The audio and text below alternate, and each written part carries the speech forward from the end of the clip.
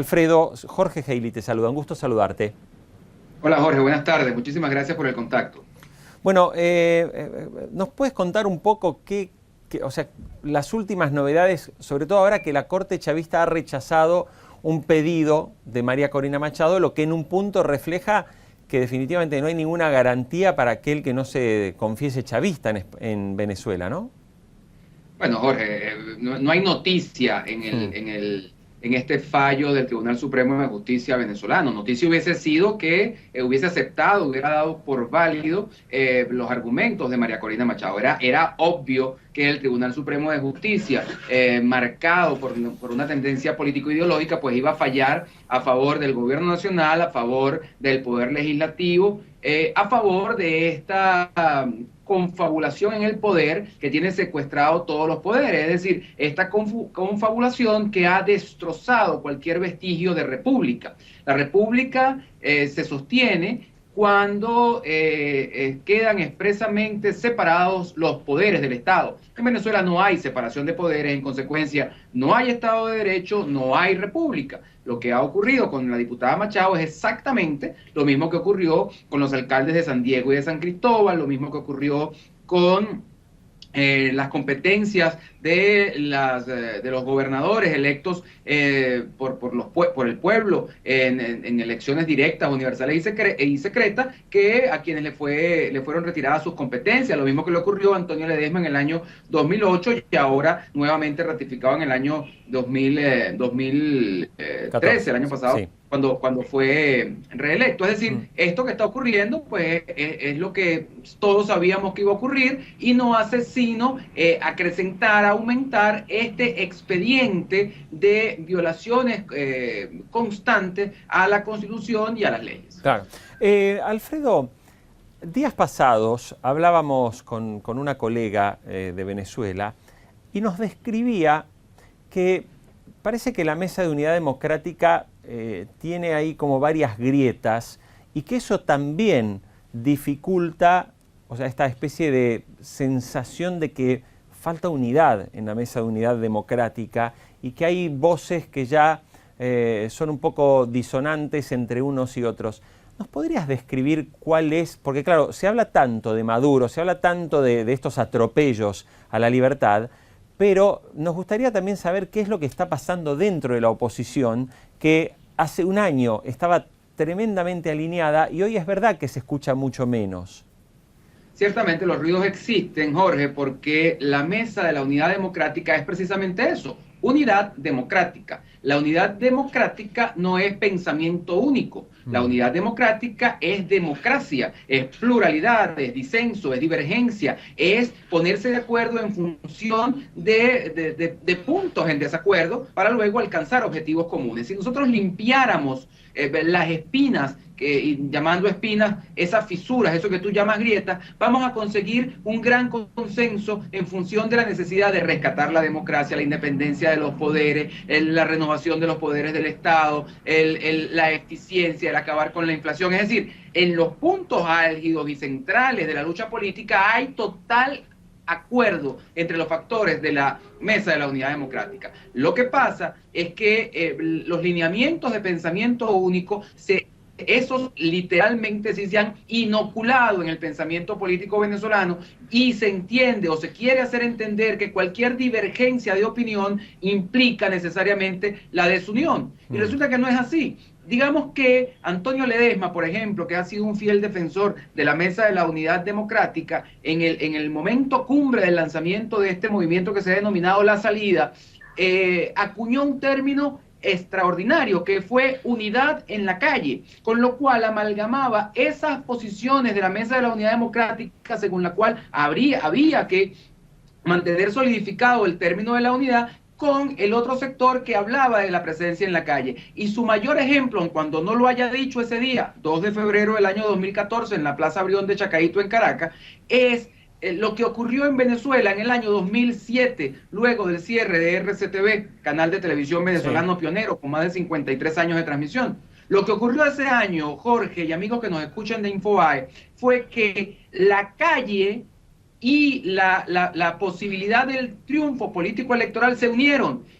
acudimos a votar, pero con mucha presencia en la calle. Eso dio como resultado que el día 2 de diciembre del año 2007 Hugo Chávez saliera derrotado.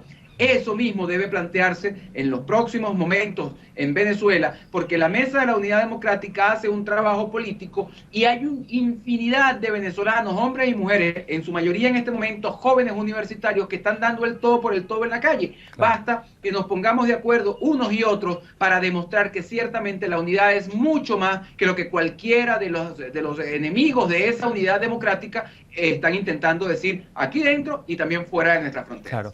Alfredo, quiero llevarte un momento a un escenario que obviamente falta muchísimo tiempo, porque las elecciones presidenciales, creo que el mandato es de 6 años, si no me equivoco, ¿no? El periodo presidencial, 6 años. El periodo presidencial, con lo cual empezó en el año 2013 y continuará hasta el año 2019.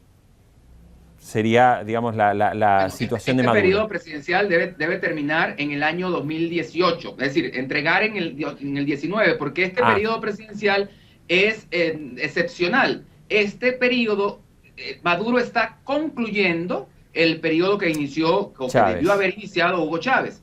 Okay. Es decir, el periodo presidencial es del 12 al 18. En el 18 debe haber elecciones. Perfecto. Bueno, suponiendo, digamos, falta muchísimo y definitivamente la gravedad de la situación en Venezuela hace impensable a día de hoy pronosticar qué es lo que va a pasar.